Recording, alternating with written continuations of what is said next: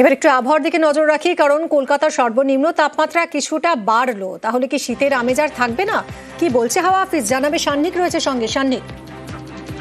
দেখো, শীতের একেবারে প্রাথমিক স্কেল যদি আমরা দেখি, শীত কিন্তু শুরুর দিক থেকে বেশ ভালোই অনুভূত হচ্ছে, শুধুমাত্র শহর কলকাতা নয়, গোটা রাজ্য জুড়েই। তাই সেই জায়গাতে কিছুটা হলেও একটু সেই আমেজটা ব্যাহত হবে তা বলা যায়। আজ থেকে আগামী 4-5 দিন কুয়াশার দাপট থাকবে রাজ্য জুড়ে। মূলত পশ্চিমের জেলা এবং উত্তরবঙ্গের পার্বত্য জেলাগুলোতে কুয়াশার দাপট থাকবে, তেমনটাই কিন্তু আলিপুর হাওয়া অফিস জানিয়েছে।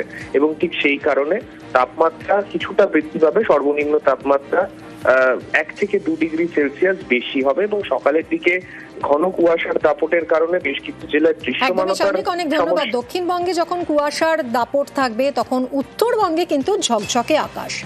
দার্জিলিং, শিলিগুড়ি থেকে কাঞ্চনজঙ্ঘার দেখা মিলেছে। ভোরে পাহাড়ি এলাকায় কুয়াশার দাপট।